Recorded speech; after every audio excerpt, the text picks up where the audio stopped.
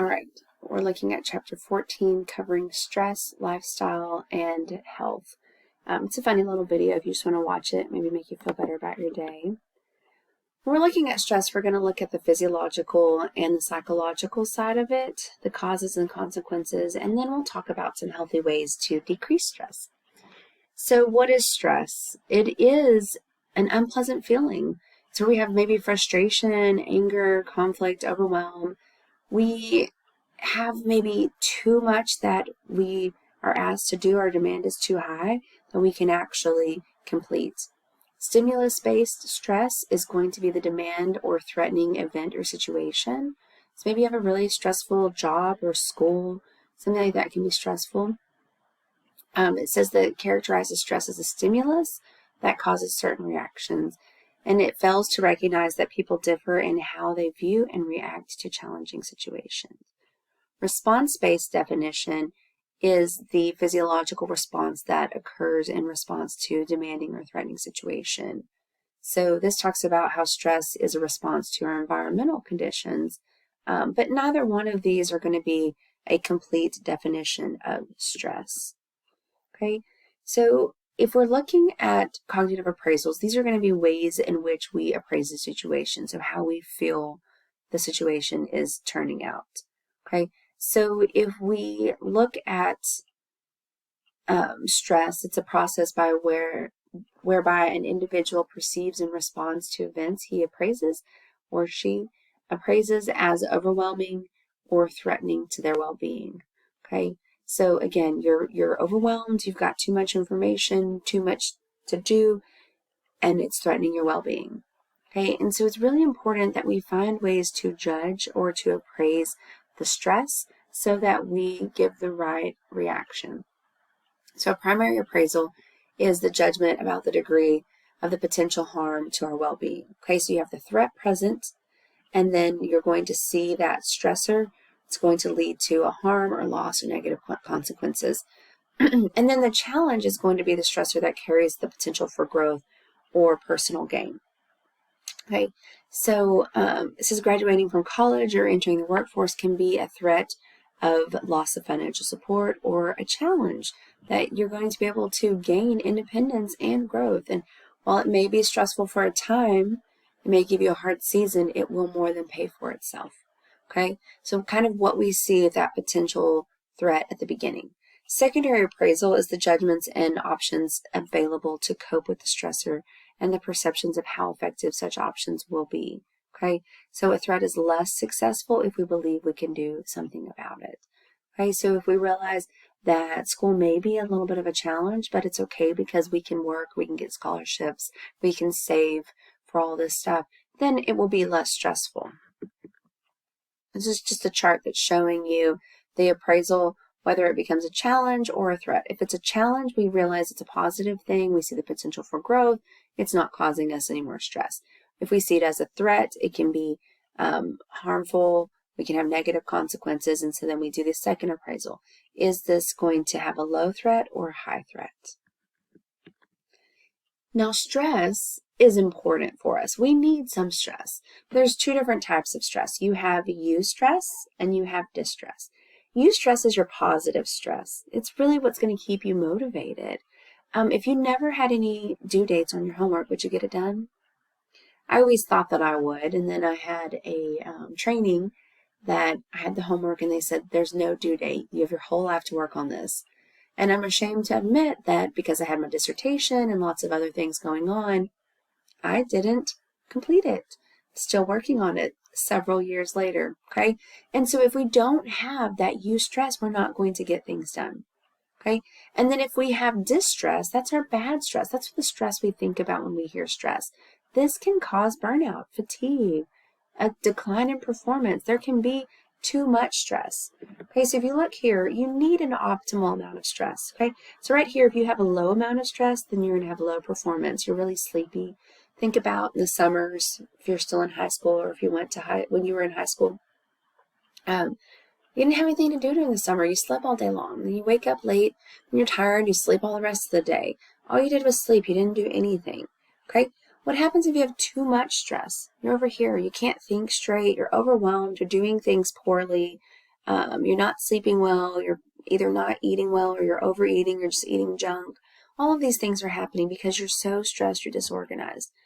But if you have a medium amount of stress, you're going to have your optimal performance. Okay, so we need some stress to get things going. I need a lot of things going on so that I will get stuff going on. This week, I didn't have very much work to do. I was really effective last week and I got ahead. And so this week, it was hard for me to find motivation because I did so much last week. Last week, I had so much going on. I knew that I had to get going and had to stay focused so that I could make it through the week. And I did. I had an optimal amount of stress and I had a high level of performance.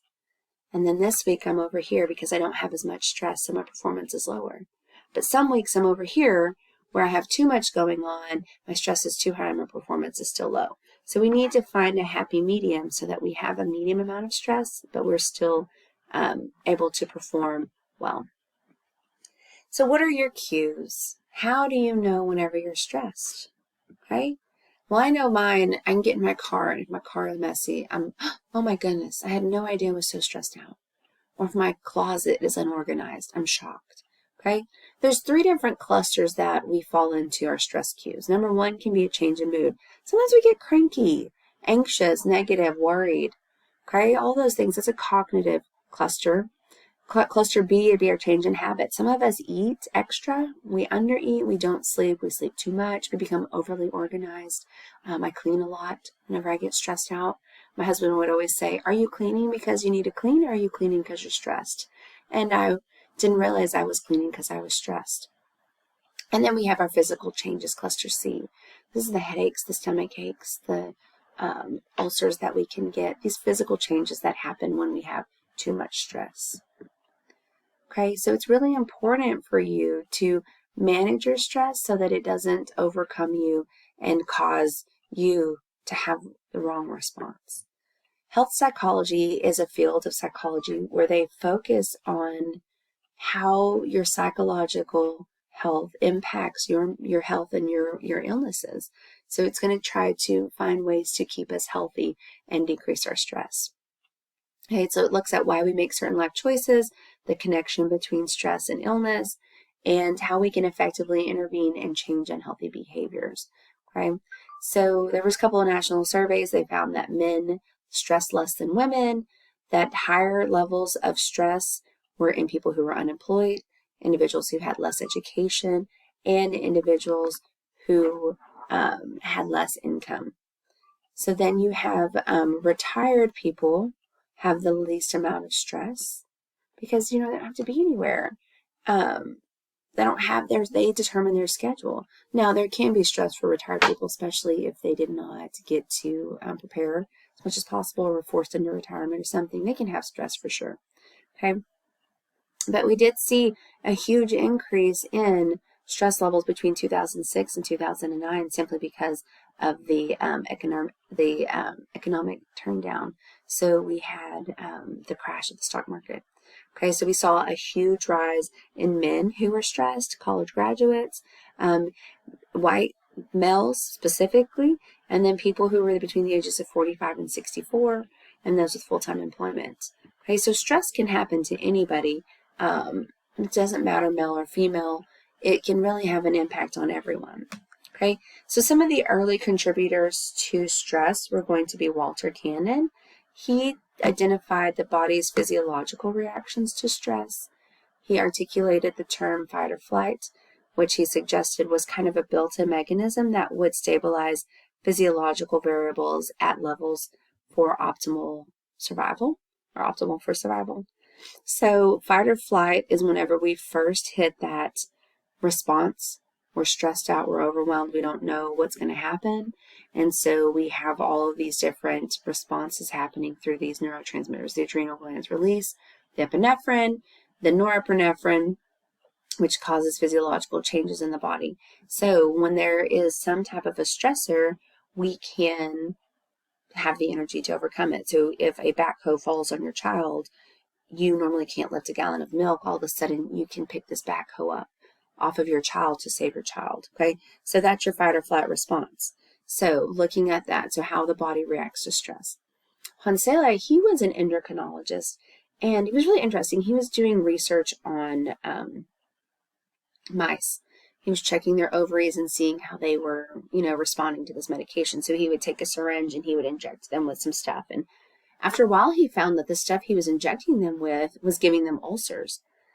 But then he realized it was not the stuff he was injecting them with. It was him. He was actually a terrible lab manager.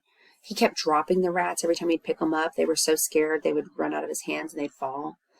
He would use dirty needles. He caused so much stress on these animals that they created ulcers in their stomach. And so he coined the term stress, and he defined it as the nonspecific response of the body to any demand for change. Okay? And so that really started to give some idea of what was happening with stress. Okay? So as he specialized in his research about stress, he realized that prolonged stress can cause a lot of harm to these rats. Okay, there was a sign of adrenal enlargement, thymus and lymph node shrinkage, the stomach ulcers that we talked about. They had physiological reactions to their stress, and he discovered the general adaptation syndrome. So again, this is the 3 stages that the body is going to hit when it's presented with stress. So number 1 is the alarm reaction. Immediately when your body faces this threat or the situation, it has a physiological response, okay? It takes the energy from like digesting and doing all these other things and moves it over so that you can manage the situation. Then you have the stage of resistance, okay? The body has adapted, but now it has to readjust to the stressor. It's progressed a little bit longer than the initial stage, and so now we're having to be aware, be alert, be prepared to respond, but not as much intensity. Okay, so the physiological reactions are going to diminish a bit, not completely. And then you have your stage of exhaustion.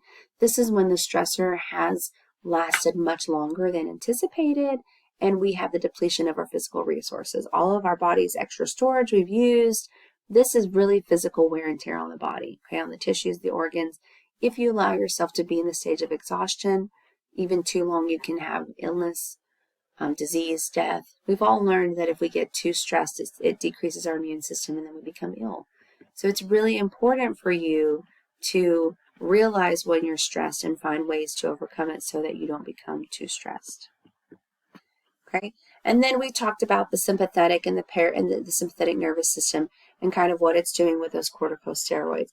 When we first get in an encounter with that stress, the corticosteroid is released so that we can overcome it, which gives us the energy and all of that. But the bad thing is our immune system gets suppressed, those antibodies and all of that, and so we can harm ourselves if we have too much stress going on for too long. All right, so we have chronic stressors and we have acute stressors.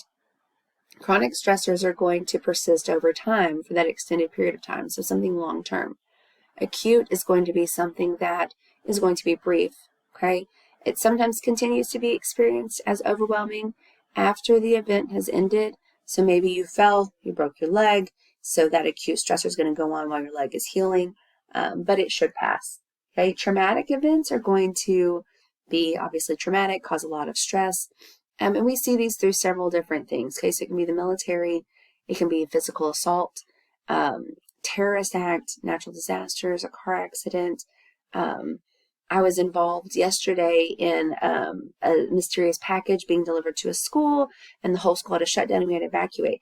That was an acute stressor. It was kind of traumatic, really nervous about different things, but it's not something that's going to persist over an extended amount of time because we were safe, we were able to move along, the school did a really good job, nobody got harmed.